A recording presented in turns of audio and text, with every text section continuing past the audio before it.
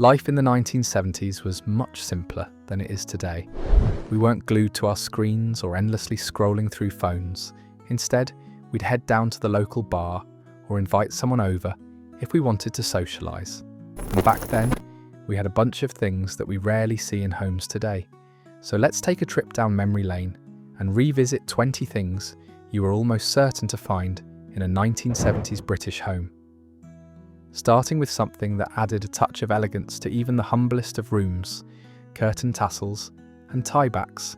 And if you enjoy a trip down memory lane, don't forget to like and subscribe to the channel.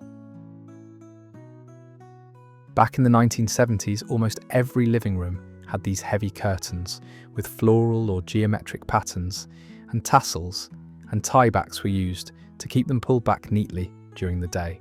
Some were simple ropes, while others were fancy with beads or elaborate knots. They gave the room a touch of elegance, making even a small front room feel a bit grand. Tassels were especially popular because they didn't cost much and just really enhanced the whole look of the room. These days the tassels aren't used too widely because of lighter blinds and the modern day curtain poles, so everyone soon shifted away from them.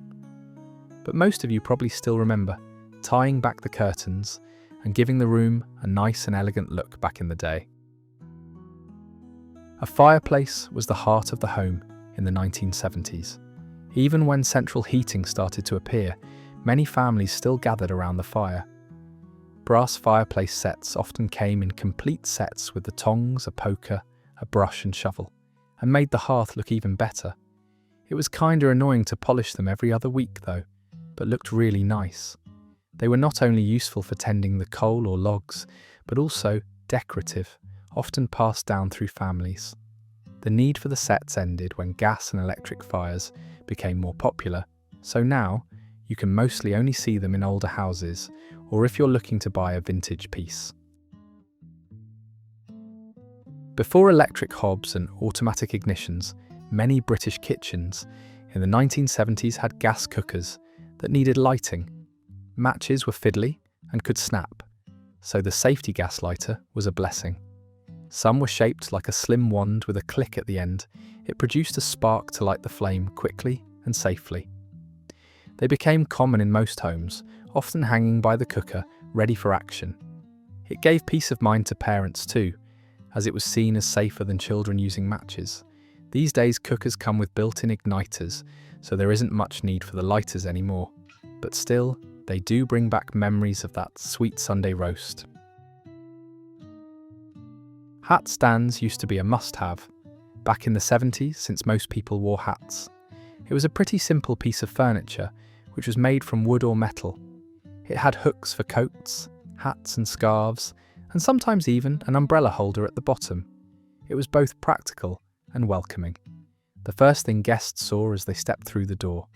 A full hat stand showed a busy household, with school coats, dad's trilby, mum's mac, and the odd flat cap hanging side by side.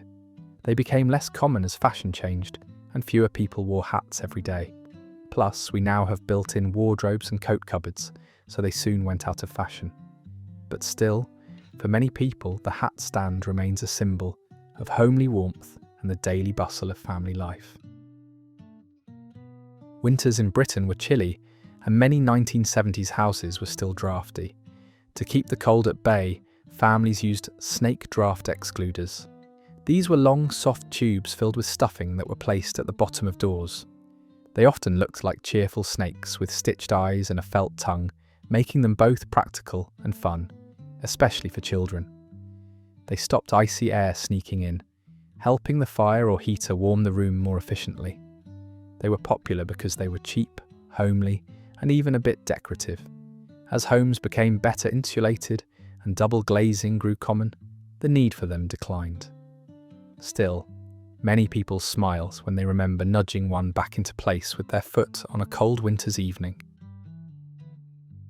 The Billy bookcase definitely feels timeless, but they first appeared in the late 1970s when they were launched by IKEA. It was revolutionary for its time since it was affordable, flat-packed and pretty easy to fit into any home, unlike the heavy wooden cabinets that were used before. It became really popular for its stylishness and affordability. In fact, it's still sold today, making it one of the few true survivors of 1970s domestic design. Central heating came around in the 1970s, and everyone shifted towards it during that time, moving away from traditional open fires and electric heaters. The thermostat, which was a small box on the wall, ended up becoming a household feature, and it's convenient because you can turn up the heat with a simple dial. Something unimaginable just a generation earlier. It was honestly a game changer, and thermostats still exist today, but the boxes aren't like the bulky kind from before. They've gotten much sleeker and more digital. Designs in the 70s were really bold, especially the ones on the walls. Instead of solid colours, we had patterned wallpapers almost everywhere, especially with bright orange or green colours. They also came in a variety of shapes, swirling florals and even metallic touches, which really made the rooms look cheerful, although it may feel a bit cluttered these days. By the 1980s though, the tastes shifted to plainer pastels and minimal designs, so the bold wallpapers went out the window. But still, looking at those patterns is a great way of diving back into memories of the 70s. I bet all of you remember the beanbags since they were so much fun back then. Unlike traditional armchairs or sofas, these squishy seats wrapped up around you like a hug, which made them super comfortable. They also came in a bunch of different colours, and some were especially bright. The best part is they were also pretty cheap and easy to move around, which made them perfect for lounging. Over time, their popularity dipped as people sought more supportive seating, and the vinyl covers didn't always last too long. Yet many still remember sinking into one with a packet of crisps and a glass of squash after school. There were so many dinner parties back in the 70s that you needed something to show how modern you are. That's where fondue sets came in. They were usually made of ceramic or enamel and placed over a little burner so friends and family could dip bread, meat or fruit into hot cheese, oil, or even melted chocolate. The fondue craze became a fun way to entertain, offering something a bit different from the usual Sunday roast. By the 1980s, the novelty wore off, and fondue sets were relegated to cupboards, but the memory of them remains warmly tied to 70s entertaining. And then there was that Lino flooring that came in all kinds of bright designs. Not just that, there were also wood and tile designs, and families loved it because of how easy it was to clean. The shine a freshly mopped floor gave looked great, and it was so affordable and practical that almost everyone had the flooring. But soon everyone moved towards carpets and later laminated flooring, so Lino soon lost its appeal. The mushroom lamp was a real icon back then. It had a curved shade and soft glow which really enhanced the room. We kept it on side tables or bedside cabinets, and it was great as a decorative lighting option. Families loved them because they were stylish yet affordable, and they fit perfectly with the warm, earthy tones of 70s interiors. Their rounded, futuristic look captured the playful spirit of the decade. By the 1980s, though, taste moved towards more minimalist lamps, and the mushroom style soon went out of fashion.